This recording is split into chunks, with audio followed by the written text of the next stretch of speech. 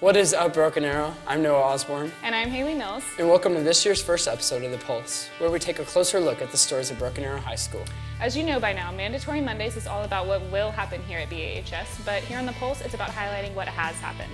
This year on The Pulse, every couple of weeks we will bring you a featured story on each of the 4 A's of Aerovision: academics, arts, athletics, and activities. First up on the show, we've got a featured story on the new Chromebooks and how they're changing the face of education here at Broken Arrow High School. After a successful pilot year at the Broken Arrow Freshman Academy, Broken Arrow High School has recently distributed over 3,800 Chromebooks to every student in order to positively enhance education in an ever-growing technological age. We sat down with several of the key contributors who got this project underway. A Chromebook's no different than most computers. It doesn't actually have much of a storage, and it doesn't really accept any kind of downloaded software. So it's we call it an internet-enabled device. We're very excited. We've been planning this for a couple of years now, and now the time's here, and now that kids have Chromebooks, they're excited. So we're definitely excited to be able to do some things that we've talked about we haven't been able to do yet. So it opens up new ways of learning for our students, and we're thrilled about it.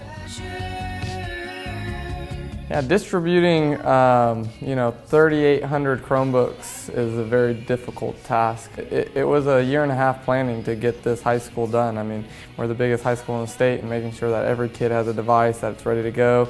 And it's not just about the device. I mean, every kid has to be in their system. Every kid has to be functional in their system. There can't be errors with their usernames and their passwords, and we see that. And one of the positives about handing everybody a Chromebook is we're fixing a lot of that stuff and making sure that every student has connectivity and ability to get into the devices. And I know as an educator that it's going to really increase engagement and collaboration and just learning in our schools.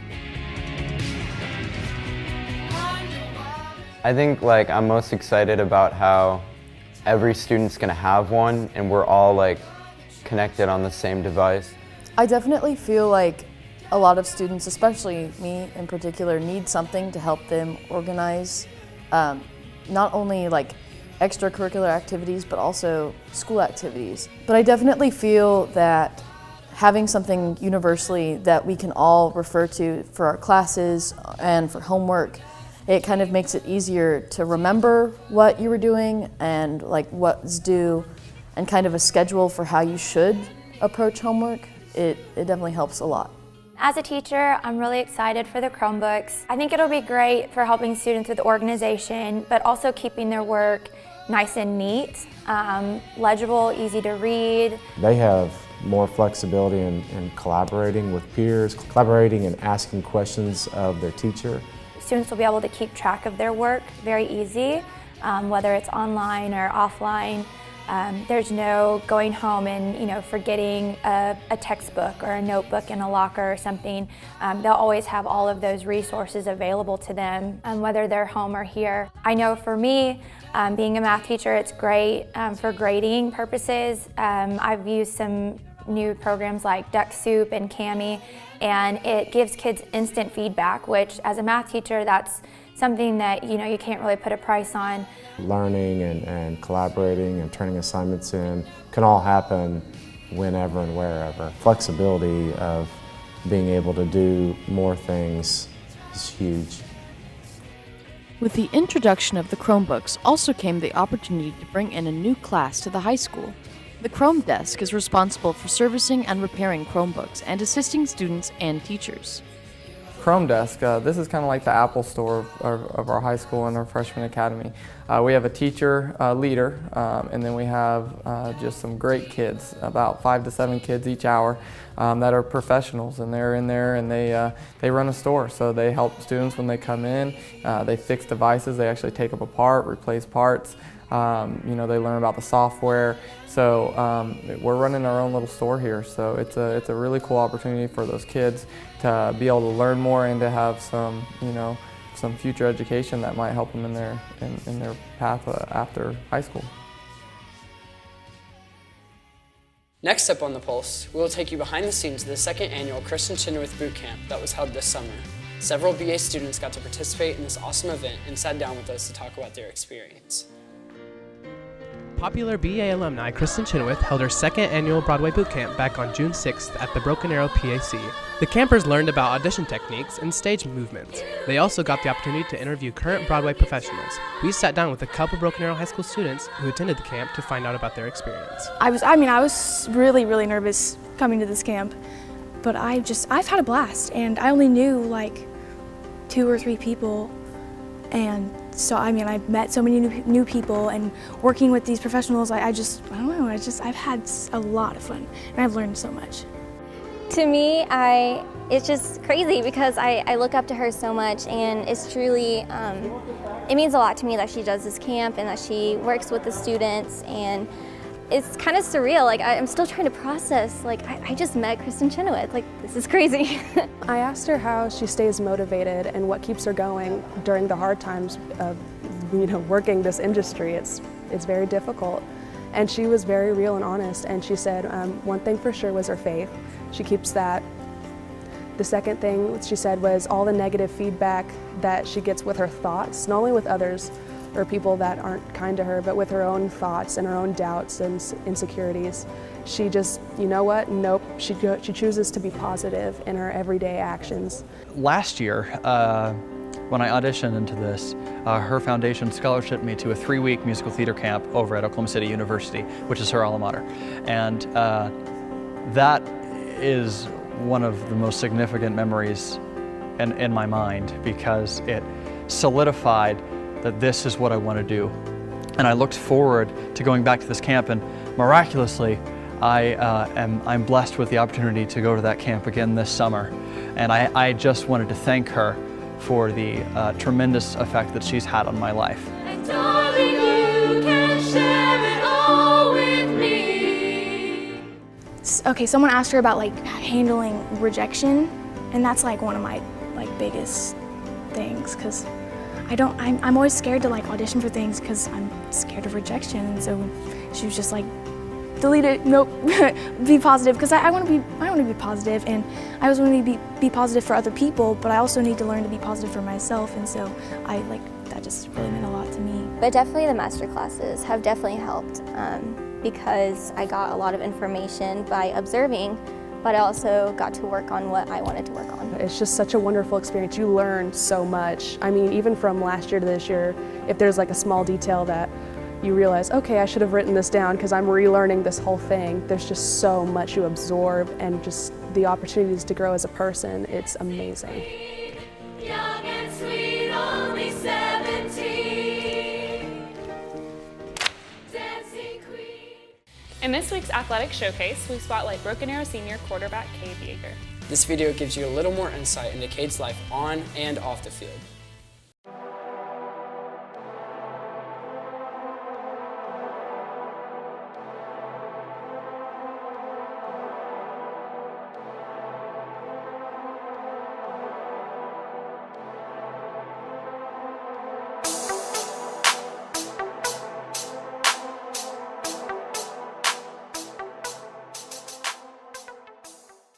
My dad, my grandpa, they got me into football.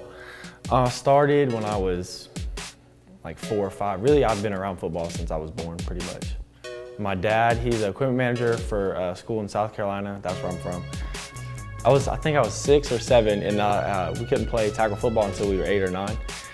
And so, I go back and watch, and I just remember thinking as a kid, I was like, wow, all these kids are playing in the dirt, just kicking the grass around. I'm here actually focusing on what the coach is saying, and that's when I kind of think it all just kind of clicked in my head. I was like, I think I'm gonna be pretty good at this one day, and here we are. Definitely, I'm not your prototypical quarterback. I'm not 6'4", 225, so I had to get a whole lot faster.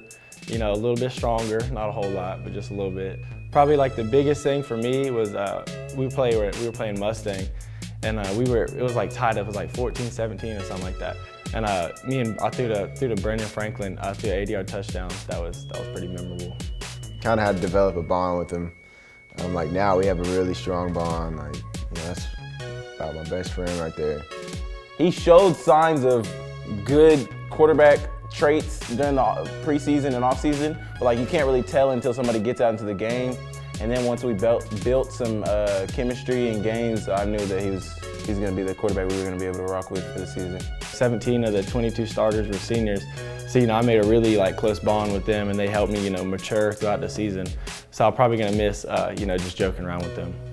I don't think anyone ever doubted Cade. I mean, we always knew his ability and potential, so he just ended up showing it. As the season moved on, he realized that whatever he did, we were going to follow him. He's our quarterback, we're going to listen to him, and he really grew into a really good leader by the end of the season. The goal is still, win a state championship. That's the goal every year. Kind of like week by week, I'm the old guy on the offense now, so I'm going to have to teach all the young guys, I'm going to have to really help them along and mature them like the old guys did for me. It's the most fun sport that I've ever been a part of, in my opinion, and I'll have friends for the rest of my life because of it. Once again this August, Colabash helped kick off the 3rd annual Tiger Camp, and it was another big success. For those of you that don't know, Tiger Camp is the orientation here at BAHS for new students and sophomores to make them feel more welcome and comfortable on campus. Let's take a look.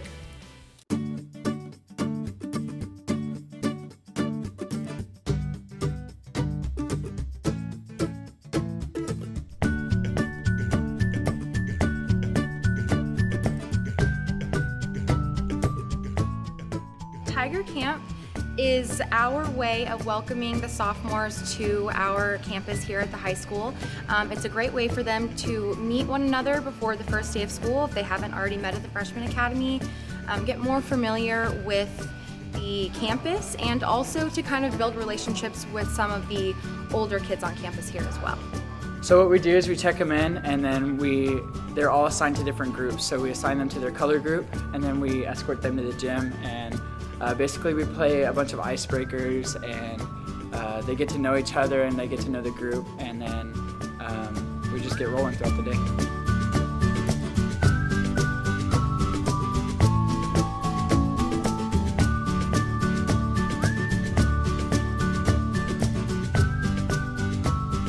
What's great about Tiger Camp is we have our senior leaders on campus working with our sophomores, and our senior leaders do a great job of making an example of how to behave and how to act and who Broken Arrow Tigers are. It's incredible to see the way that our Colabash members are growing, and this is really the first big thing they do in the school year, and I love to see their abilities and to see just the change in a couple of weeks compared to when they started training and actually being here at Tiger Camp. So our main goal here at Tiger Camp is to get the sophomores out there so that they're not so nervous coming to school, so that they feel welcome here at the high school. It's also a great relationship between the seniors, so that they're not so intimidated by our seniors, and so that we're not having this break between the sophomore class and the senior class. We want to all come together and be as welcoming as we can here. So we play a couple different games just to kind of get them out of their comfort zone, get them interacting with one another, and kind of loosen them up, so they're more willing to have a conversation with us about anything. Mousetraps are a big deal. We had a couple tears shed over it. I probably cried the first time I did a mousetrap too. It's great because I think it takes you to bounds that you're not even aware of that you can do. You think about putting your hand on a mousetrap and you immediately freak out about it. A lot of people do, at least. And then you go to doing it with a partner, then you go to doing it blindfolded, and then you go to everyone doing it in a big circle. And so not only are you learning about what you're able to do that you might have not thought you could do, but you're also learning how to trust other people, in that you're in the same boat as them. You're having to trust someone on one side while someone on the other side's having to trust you. Then we do a couple different activities. One of them is called Cheers and Fears. So they write down on Post-it notes things that they're excited about coming to high school and things that they're nervous about coming to high school. And so we put them into different groups, and then we talk about them, and then later on in the day, after they've gone through all the other activities, we come back to that Cheers and Fears activity, and we see if there's anything that they don't feel so nervous about anymore. And so we're actually able to take a lot of those fear Post-it notes down off of the poster. It's been so much fun. I've gotten to know some of the people, our leaders. They're really cool. It was cool to get to experience and see what everyone has to say about the new school year coming up. You know, Tiger Camp, we just try to give our sophomores a great opportunity to get acquainted with campus and acquainted with the students on our campus.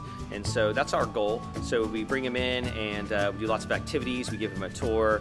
Today there was dancing at lunch. So really it's just about making connections with the school, making connections with other students, and get them comfortable with our campus and where things are located and who the important people are, their administrators and counselors, and how they get in touch with them.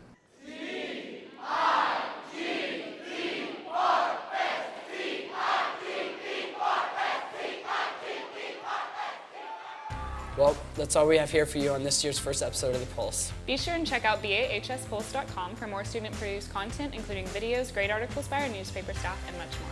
Make sure you are following us at BAHS Pulse on Twitter, Snapchat, and Instagram. And be on the lookout for this year's first episode of Tiger TV and the Tiger Sports Report. Thanks for watching Broken Arrow, and we'll see you next time.